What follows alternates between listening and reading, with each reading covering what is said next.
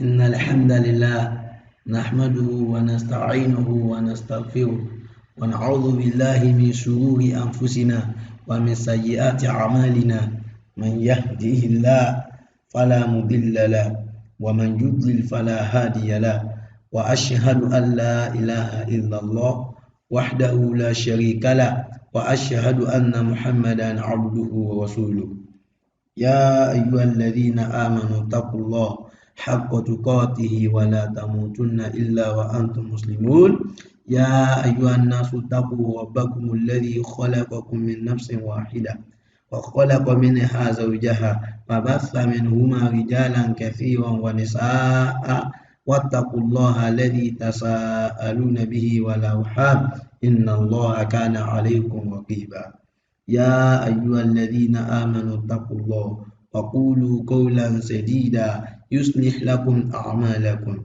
ويغفر لكم ذنوبكم ومن يطع الله ورسوله فقد فاز فوزا عظيما أما بعد فإن خير الحديث كتاب الله وخير الهدي هدي محمد صلى الله عليه وسلم وشر الأمور محدثاتها وكل محدثة بدعة وكل بدعة ضلالة وكل ضلالة في النار.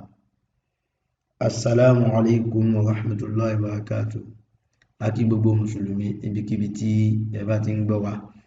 Gẹ́gẹ́ bí ẹ̀kọ́ èdè Lárúbáwá tí a ń ṣe àgbéyẹ̀wò rẹ̀, ibi tí a wà náà ní alas. So ibi tó fi ń pè márùn-ún gbogbo náà láti mọ̀. So tó jẹ́ ìpín alákọ̀ọ́kọ́ nínú ẹ̀. Ní báyìí, inshallah a lọ sí ojú board láti lọ continue.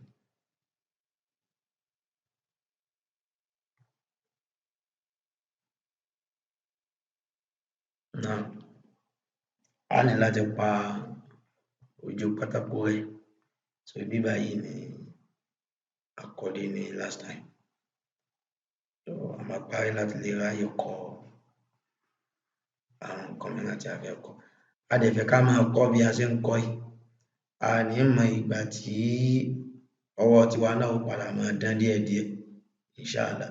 Torí ẹlòmíì tó bá kọ nǹkan báyìí, ó ní agbára. Ṣùgbọ́n tá bá ti ń kọ́, tá ń tẹ̀lé bí olùkọ́ ṣe ń kọ́, so a ló padà ṣe gbogbo ẹ̀ ní ìrọ̀rùn. So tá bá dẹ̀ gbọ́ èdè Lárúbáwá, a padà rí pé àǹfààní pọ̀ ń bẹ lóríṣiríṣi gan. Pàápàá jùlọ, a máa ṣe kíni o, a máa lè fi máa ṣe àdúrà tí a bá wà ní ìforíkalẹ̀. So inshallah.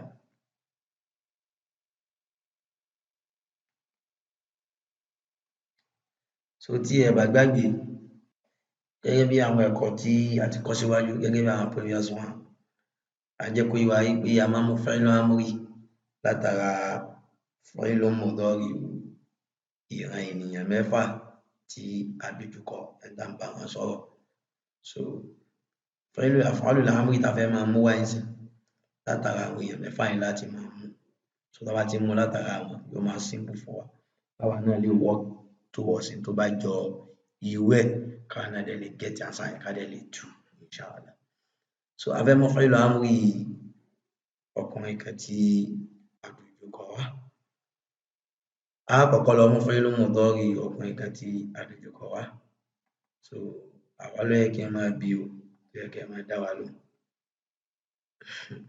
So náà ni ta'kulu àti mudé. So iṣẹ́ méjì láti lára fi'lu mudari kó tó lè di fi'lu amr. Iṣẹ́ alákọ̀ọ́kọ́, hadfu mudari rẹ̀, ajùdánù, àgbàdànù. Iṣẹ́ ẹlẹ́ẹ̀kejì, ìparí fi'lu amri sukun lòun máa ń gbà tiẹ̀. Ìgbà tá a dé bí a bá dómọ̀, àgbàdànù á fún sukun. So tá a bá wá dà pọ̀, n tó kù kò ṣeé pè. Ó ti di fi'lu amri báyìí. Ṣùgbọ́n àwọn Lárúbáwá wọn kì í bẹ̀rẹ̀ ọ̀rọ̀ pẹ̀lú sukun. Tó bá rí bẹ́ẹ̀, a lọ mú hamzatul wasli wá àti mudé. Hamzatul wasli yìí ó yẹ kó gba ẹ̀wọ̀, ṣùgbọ́n ẹ̀wọ̀ tí ainul fi'li bá gbà ni ó sọ ẹ̀wọ̀ tí a fún hamzatul wasli. Tí ainul fi'li bá gba fatha tàbí kasra, a fún hamzatul wasli wá ní kasra. Tí ainul fi'li bá gba dhamma, a fún hamzatul wasli ní dhamma. gbàtà lórí ẹnu lè fẹ́ làbá dùnmà ó túmọ̀ sí pàfọ́n tó wá sí ní dùnmà tó tàbá kọ́ gbọ́ yóò wá di ó kúl. So hamza yẹn tó gba sùkún yẹn orí wọ́ọ̀ lẹ́ padà kọ́ sí, so bá ṣe máa ń kọ́ nǹkan yẹn nìyẹn nínú ìmúlá. So ó kúl.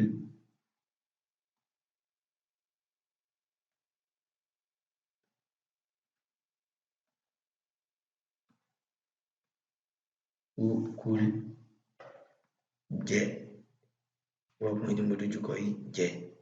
So ẹlẹ́ẹ̀kejì náà, so àwọn ọkùnrin méjì tá dojúkọ alọ́mú fẹ́lú mùdọ́rí àwọn ọkùnrin méjì tá dojúkọ wà kò náà lè pàpùlà ní.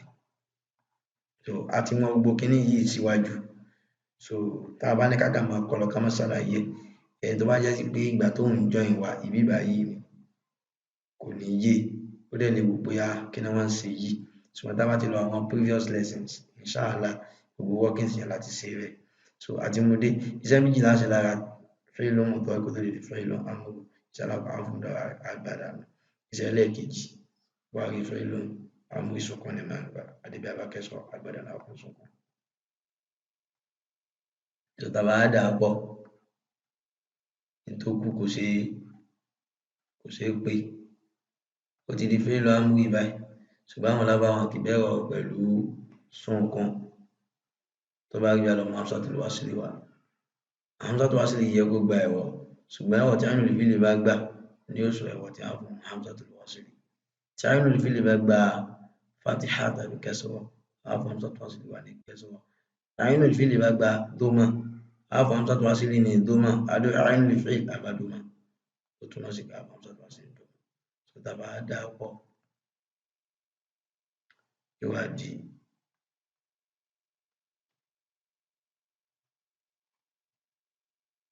ukula.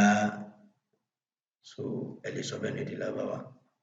So ẹ̀yin méjèèjì ẹ jẹ́, so bóyá ní ọkùnrin méjì sí tí bóyá ara wọn ò dẹ̀ wá yá bóyá ọmọ méjì wọn wá fẹ́ jẹun ukula ẹ̀yin méjèèjì ẹ jẹun ukula ẹ̀yin méjèèjì ẹ jẹun ẹ jẹ́. So bá ṣe sọ ní èdè Lárúbáwá nìyẹn. Abẹ́ mú fẹ́lú amúrú àwọn ọkùnrin tó pọ̀ tí a dojúkọ wá akọ̀lọ́ mú fẹ́lú mùdọ́rí àwọn ọkùnrin tó pọ̀ tí a dojúkọ wá. Ta'kulun àti múdé.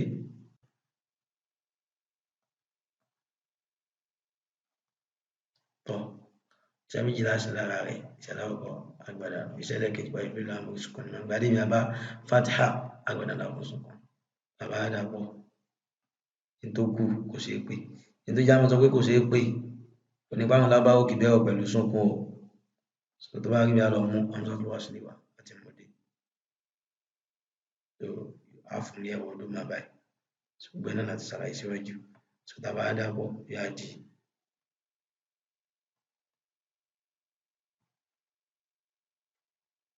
ukulu ukulu. So alifu yìí náà pè ní alifu lè fásilà àmì dẹ̀ máa ń pè ní alifu lè fárikọ̀. Gbogbo eléyìí láti ṣàlàyé nígbà tá a ti ń treat láti bí episode 1, 2, 3 tá a bá lọ gbogbo yẹn á bá gbogbo àlàyé ní ibẹ̀. Ukulu gbogbo yẹn jẹ́ bóyá láwọn ọmọ tó wà nù fásilù sí wọ́n sì ti gbóúnjẹ fún wọn bóyá àsìkò fàtúrò àsìkò bírèkì ti tó. So ukulu ẹ máa jẹ́ náà. So àbẹ̀dẹ̀ lọ́mọ tí ó pọ̀ láti pọ́n láṣẹ náà nìyẹn. So bákan náà fẹ́ mú fẹ́lú amúrú àwọn obìnrin tí obìnrin kẹta dojúkọ wá alọ́mú fẹ́lú mùdọ́rí obìnrin kẹta dojúkọ wá náà tàkùlé.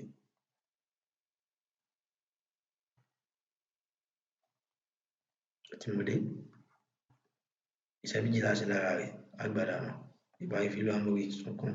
Ṣùgbọ́n ti pé méjì báyìí látara pé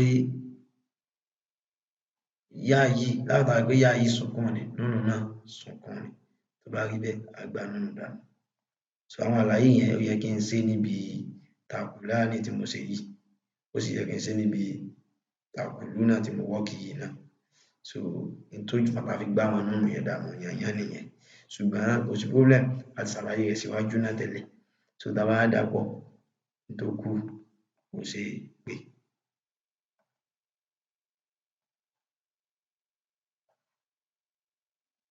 So ti di fẹ́lú amúrú báyìí ṣùgbọ́n àwọn lábáwò kì bẹ́rọ̀ pẹ̀lú sùnkún tó bá rí bí alọ́mọ́sọ́ bá sì wà so á fún lẹ́wọ̀ so aláṣágàlà ìta sí síwájú so tàbá dà pọ̀ yóò á di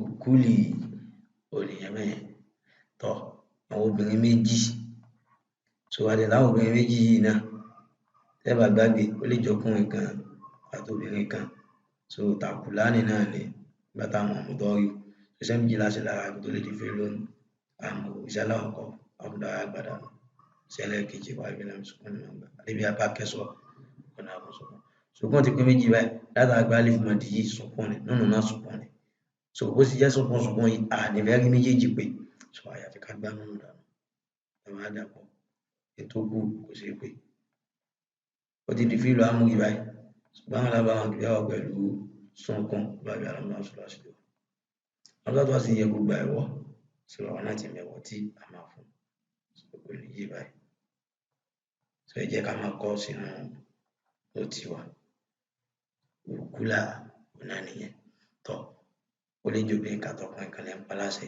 ẹ máa jẹ́ so nìyẹn ó kù àwọn obìnrin tí wọ́n pọ̀ tí à ń bá sọ akọlọmọ fílù mọ́dọ́ àwọn obìnrin tán pọ̀ tán bọ́ náà ní tààkùlì náà àti múlé iṣẹ́ mi láti lára fílù mọ́dọ́rí ó tó lè fi láàmú iṣẹ́ láwọn tán gbà àgbàdà mọ́ iṣẹ́ ẹlẹ́ẹ̀kejì wáyé fílù amúrí sùnkún ni máa ń gbà adébí abá fatiha tàbá ní ká gbá fatiha yìí dànù ká fún ní sùnkún ọ̀pẹ méjì látara pé láàmú ti gbà sùnkún tẹ́lẹ̀ so tó bá rí bẹ́ẹ̀ alẹ́fẹ̀ẹ́ gbá náà dànù àdẹ gbọdọ̀ gbá dànù nítorí pé lọ́tọ̀ kan àwọn obìnrin tí ó pọ̀ so tó bá rí bẹ́ẹ̀ àfi ilẹ̀ rẹ̀ so ó ti di fílò àmì báyìí ṣùgbọ́n àwọn lábáwá wọn kì í bẹ̀rẹ̀ ọ̀rọ̀ pẹ̀lú sùnkún tó bá rí àlọ́mọ́ sọ tó bá ṣe lọ àfúnlẹ́wọ̀ tó tàbá dà pọ̀ nípìnlẹ̀ yóò di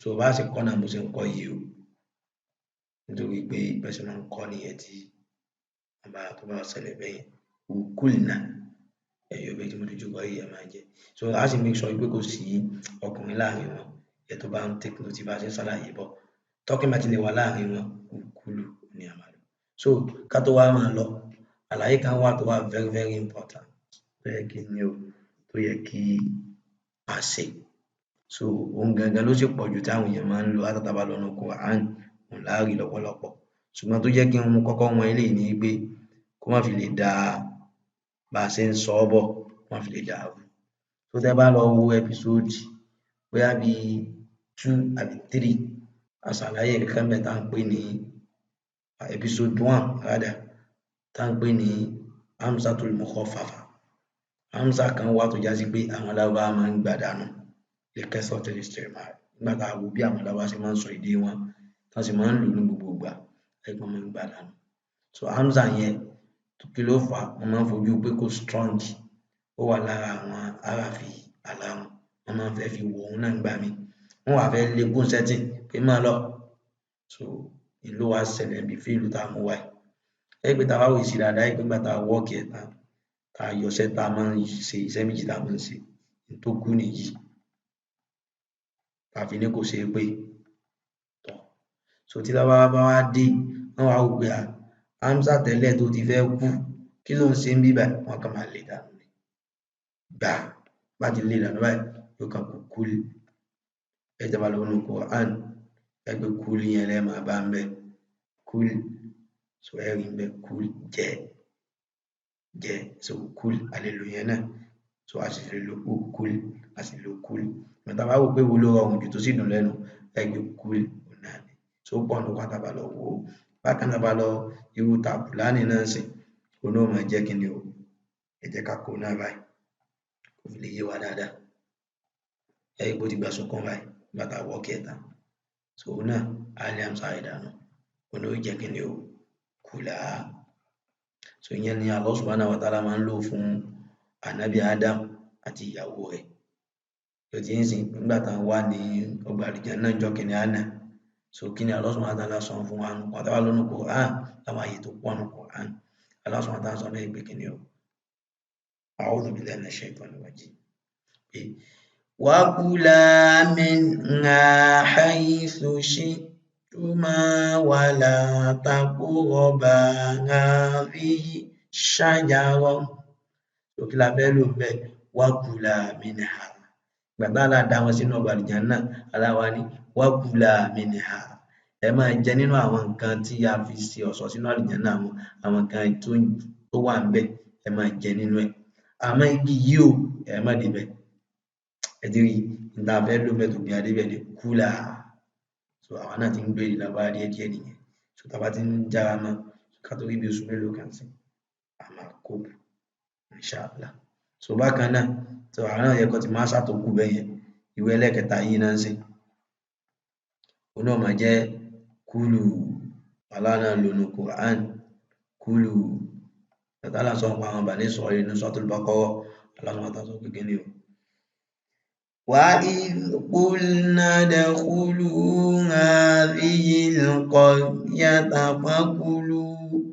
فَكُلُوا مِنْهَا فَكُلُوا aláàánà fún wa láṣẹ pé kúlù so ètò wà bẹ́ẹ̀ ni ẹ gbé yẹn náà ṣe ó tún ti kó nínú nǹkan tí a mọ̀ so kúlù òun ló pọ̀ jù tí lábá máa ń lò náà so ẹlẹ́ẹ̀kẹta náà ó máa jẹ́ kúlì. So Allah náà lo eléyìí ìgbà tí Allah ń sọ̀rọ̀ nípa àwọn kòkòrò oyin nínú Suratu Nahl so Allah náà lò nínú Qur'an ìgbé kíni o pé wa awha ila nahli an ittakhidhi minal jibali buyuta. Ó ti ń sìn tó Allah ń sọ Allah ń bá oyin sọ̀rọ̀ pé kíni o wáyú ilham náà máa ń pè ní òkè o wáyú ń bẹ̀ yẹn ò kì í ṣe pé nǹkan ṣe fún àwọn ànábì Allah ṣùgbọ́n Allah nú wọn bẹ́ẹ̀ sì máa ṣe sẹ̀mí ẹ̀yìn nìyí wọ́n ti ń ṣe bẹ́ẹ̀. Allah ní ká máa mú òkè nílé ká máa mú ara igi ó sì ń bẹnu wọn táwọn èèyàn máa ń sọ. Kí la fẹ́ lò ń bẹ́ẹ̀ Allah sọ pé wákùlì ẹ máa jẹ min kulli thamarat wasluki subula rabbiki dhulula. Ẹ ti gẹ́tì ẹ̀ mẹ́yẹn so tá a fẹ́ lò ń bẹ́ẹ̀ ni kúlì so Allah lò fún àwọn kòkòrò yẹn so tó gbà láàfin wọn wé obìnrin tọ̀ ònìyàn kúlì tọ̀ ìkejì náà máa jẹ́ kúlà so eléyìí máa ti pẹ́ ó máa ti pọ̀ náà bọ́tọ̀ inshallah so kúlà so ó ti yé wa bó ṣe ń jẹ́ bẹ́ẹ̀ kúlà so last one náà tẹ́ bá ti jámsà yẹn dànù so ló máa jẹ́ kúlnà so yà á ti jámsà yẹn dànù tàfífù lámsà láti lè dànù yóò kú kúlnà so inshallah ibi báyìí ni a rí mọ́ ní ibi ẹ̀kọ́ eléyìí tó bá di ẹ̀kọ́ tó ń bọ̀ á bọ́ síbi ìpín ẹlẹ́ẹ̀kejì ní abẹ́ fẹ́lú mahmus ẹgbẹ́ tá a bá wò sí gbogbo àwọn hamza tí ó wà ń bẹ ẹgbẹ́ fáwọlì fíìlì ló wà áàtìtì tó wà ní àyínú lè fẹ́ áàtìtì hamza tó wà ní láàmú lè fẹ́ táwa ti wá parí àwọn eléyìí á wá bọ́ sí af'alu sahih àyẹ́ tí wàá very very interesting gan dáadáa tó yí pé bẹ́ẹ̀ láti mọ gbogbo àwọn nǹkan bó ṣe ń ṣùgbọ́n nínú Qur'an.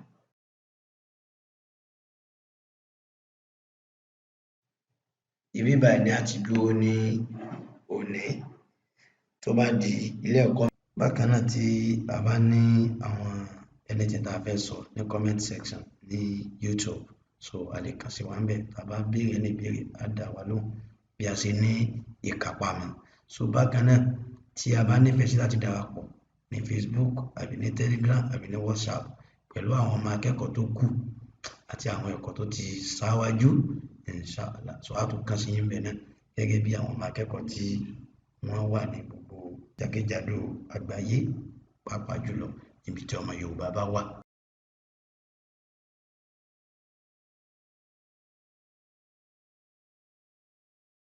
So subhanaka Allahumma bihamdik ashhadu an la ilaha illa ant astaghfiruka wa atubu ilayk. Assalamu alaikum wa rahmatullahi wa barakatuh.